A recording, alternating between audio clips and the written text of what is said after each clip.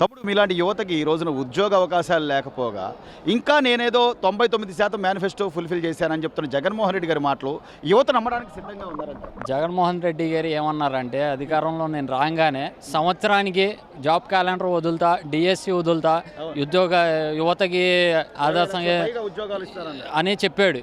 ఇప్పుడు ఏంటి, ఒక్క ఉద్యోగం లేదు. ఇల్లు కట్టుకున్నాడు తాడేపల్లిలో, రోడ్లు మొత్తం సైడ్ పేదలు ఉన్నారు, వాళ్ళని అందరినీ ఖాళీ చేసాడు. అంత పెద్ద ప్యాలెస్ అవసరమా? ఎన్ని కోట్లు?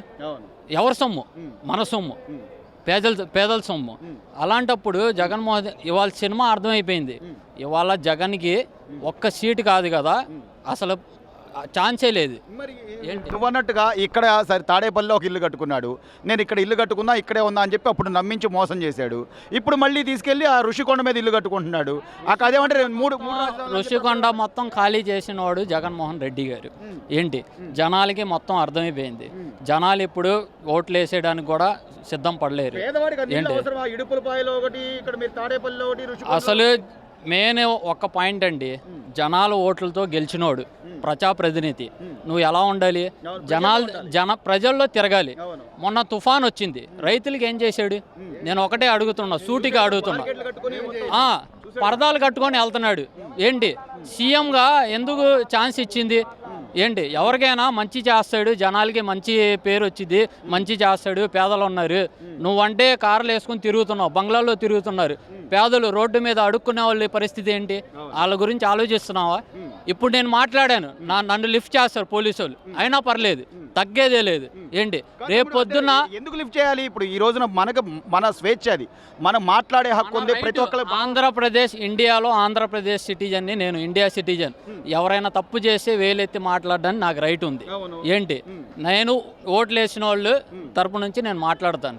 ఏంటి, అలాంటప్పుడు జగన్మోహన్ రెడ్డి గారు మంచిగా చేసుకుంటూ పోవాలి.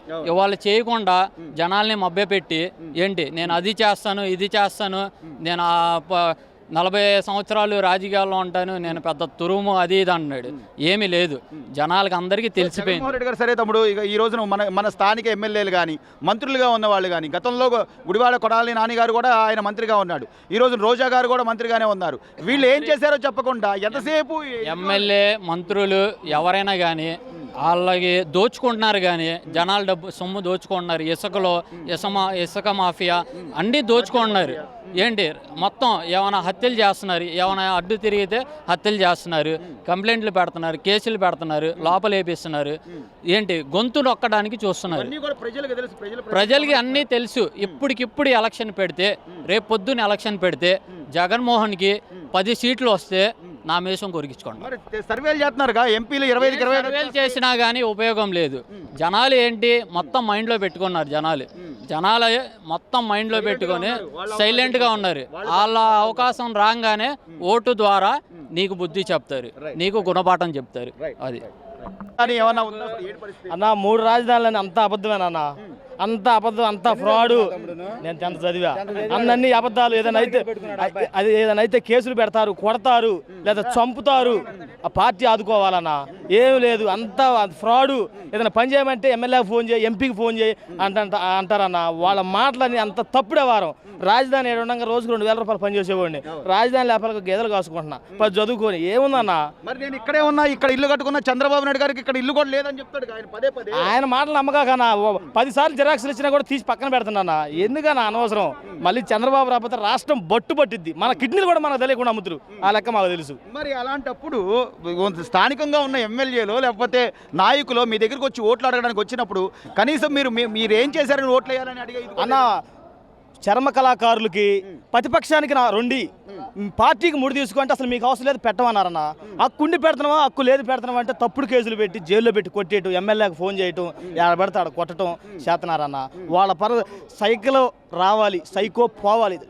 దళితులకి అంతా అన్యాయమే చేస్తున్నారన్న. నేను మీ బిడ్డని దళితుల పక్షాన నేను అసలు ఎంతో చేస్తున్నాను అంటున్నాడు ఆయన. మా నాన్నకి తప్పిటికి పెట్టమని కాగితాలు ఇస్తే 10 సార్లు ఇస్తే 10 సార్లు కూడా పక్కన వేశారన్న. అదేమంటే మా వాలంటీర్లు అదే పని చేస్తున్నారన్న. కనీసం ఈ దెబ్బ ఫ్యాన్ వస్తే మన కిడ్నీలు మనకు తెలియకుండా అమ్ముతారన్న. ట్యాంక్స్ ఉంటాయి. ఇంకా ఫ్యాన్ రాకూడదు. ఇంకా ఫ్యాన్ వస్తే ఇంకా అయిపోయినట్టే మనం. ఇంక లేదు, సైకిలే రావాలి. సైకిలే మందు లేకపోతే లేదుగా. పరిశ్రమలు వస్తాయని చెప్తున్నారు. పరిశ్రమలు యాడించండి బతికిద్ది, 4-5 గవర్నమెంట్లు బతికిద్ది. వయసు మీద వచ్చే ఆదాయం 4-5 గవర్నమెంట్లు బతికిద్ది. మన పరిశ్రమల శాఖ మంత్రి గారేమో ఇంకో లక్షల ఎంఓయూలు అయిపోయినాయి, లక్షల్లో పెట్టుబడులు రాబోతున్నాయి అని చెబుతున్నాడు. అంటే ఇప్పుడే గుడ్డు పెట్టారు కోడి గుడ్డు పెట్టింది. అది పొదగాల, దాని పిల్ల తీయాలా, చాలా టైం పట్టిద్ది. ఇంకో ఫిరిడి గెలిపిస్తే అది పొదిగిద్ది, ఇంకోసారి పిల్ల అయింది. అంతే, ఏం లేదు. అంటే కోడి గుడ్డు పెట్ట పుంజు అంటే మరి రాష్ట్రం పరిస్థితి ఏంటన్నా? రాష్ట్రం పెట్ట గుడ్డే గుడ్డు పెట్ట తెలుసుకోలేరంటావా? ఏం తెలుసుకున్నారుగా, అందరు తెలుసుకున్నారు. తెలుసుకొని గుడ్డు బాగా కొడతారు, సరిపోద్ది. ఇంకంతే.